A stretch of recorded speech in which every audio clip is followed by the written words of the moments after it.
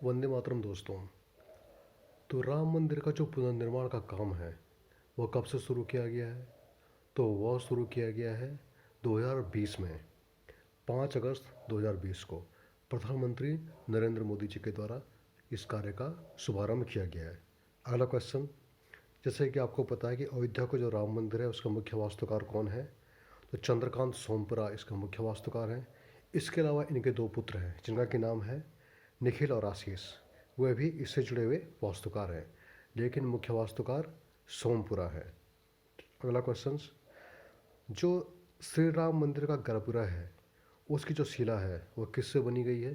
तो हमने पहले भी चर्चा की है, राजस्थान के मकराना के मार्बल से बनाई गई है। राम की जन्मभूमि अयोध्या, इसे हम अन्य किस नाम से जानते हैं? तो अयोध्या को साकेत नाम से भी जाना जाता है। बहुत ही महत्वपूर्ण क्वेश्चन है। अगला क्वेश्चन है, अयोध्या किस नदी के तट पर बसा हुआ है? तो अयोध्या सरयू नदी के तट पर बसा हुआ है। अगला क्वेश्चन, जो एक बहुत ही महत्वपूर्ण तथ्य है कि जो राम मंदिर का निर्माण किया गया है इसमें किसी भी तरह का कोई भी लोहा और कोई भी स्टील का यूज नहीं किया गया है। यह पूरा का पूरा मंदिर पत्थरों से बनाया गया है, बिना किसी इस्पात और बिना किसी लोहे के। और इसमें जो भी लगभग 2 लाख के आसपास जो ईंटें लगी है, प्रत्येक ईंट पर श्री राम शब्द अंकित है। प्रत्येक ईंट पर श्री राम शब्द अंकित है। बहुत ही महत्वपूर्ण और रोचक तथ्य। अगला क्वेश्चन, इस मंदिर की ऊंचाई कितनी है? तो इस मंदिर की ऊंचाई है 161 फीट। बहुत ही महत्वपूर्ण क्वेश्चन है, 161, ध्यान रखिएगा आप इसको। इसके अलावा मंदिर पर 392 खंभे भी हैं। ये महत्वपूर्ण क्वेश्चन नहीं है। 44 दरवाजे हैं। ठीक है, 3 मंजिला मंदिर है। तो सबसे महत्वपूर्ण तथ्य ये है कि जो मंदिर की ऊंचाई वह 161 फीट है। और मंदिर किस शैली में बनाया गया है? नागर शैली में बनाया गया है, जो कि उत्तर भारत में मंदिर निर्माण की प्रमुख शैली है।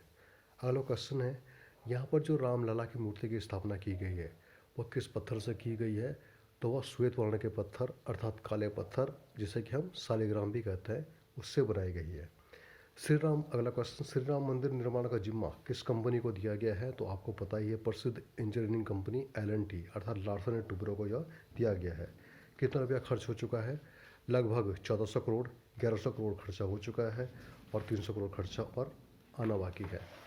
आपको पता है कि जो राम मंदिर है यहाँ पर इससे पहले क्या थी? मस्जिद थी। तो इस मस्जिद की स्थापना किसने की थी? तो इस मस्जिद की स्थापना की थी मीर बाकी ने, लगभग 1528 या फिर 1529 ईस्वी के आसपास। कहीं 1528 शब्द उल्लिखित है, कहीं 1529 शब्द उल्लिखित है।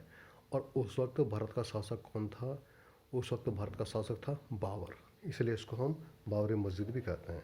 अगला क्वेश्चन हमारे सामने है, किसकी अध्यक्षता में अयोध्या मंदिर मस्जिद विवाद के लिए 5 सदस्यीय संविधान पीठ का गठन किया गया था?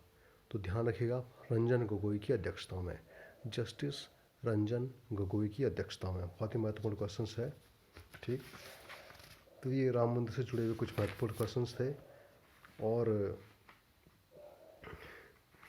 बाकी क्वेश्चंस इसमें हैं लेकिन उन पर हम चर्चा कर चुके हैं। अच्छा, राम मंदिर के लिए एक बार रथ यात्रा भी शुरू हुई थी वर्ष 1990 में। तो ये रथ यात्रा लाला कृष्ण आडवाणी जी के द्वारा शुरू की गई थी, जो कि गुजरात के सोमनाथ से आरंभ हुई थी। अगला क्वेश्चन है, जो यहाँ पर रामलला की मूर्ति की स्थापना की गई है, इस मूर्ति की ऊंचाई कितनी है? तो इस मूर्ति की ऊंचाई है 41 इंच, 41 इंच। बहुत ही महत्वपूर्ण क्वेश्चन है। और यहाँ पर 22 जनवरी 2024 को जब राम मंदिर में रामलला की प्राण प्रतिष्ठा की गई तो यहाँ पर एक अगरबत्ती जलाई गई थी, जो कि कितने फीट ऊंची थी? वो थी 108 फीट ऊंची। आपको पता है कि हिंदू धर्म में 108 का व्यापक महत्व है, इसलिए यहाँ पर जो अगरबत्ती रखी गई वो 108 फीट ऊंची थी। अगला क्वेश्चन बहुत ही रोचक क्वेश्चन है, हो सकता है परीक्षा की दृष्टि से महत्वपूर्ण न हो। तो आपको पता है कि श्री राम राजा दशरथ के पुत्र थे। तो राजा दशरथ की एक पुत्री भी थी, उसका नाम क्या था? तो राजा दशरथ की पुत्री का नाम था शांता, SANTA, शांता। ध्यान रखिएगा आप। अगला क्वेश्चन, राम जी को कहते हैं कि विष्णु के अवतार थे, उसी तरह से लक्ष्मण को किसका अवतार माना जाता है? तो लक्ष्मण को शेषनाग का अवतार माना जाता है। अगला क्वेश्चन, श्री राम जी के धनुष का नाम क्या था? तो श्री राम जी के धनुष का नाम था कोदंड या फिर सारंड। तो ये कुछ महत्वपूर्ण और कुछ रोचक प्रश्न थे जो कि आपकी आगामी परीक्षा की दृष्टि से महत्वपूर्ण हो सकते हैं। वंदे मातरम।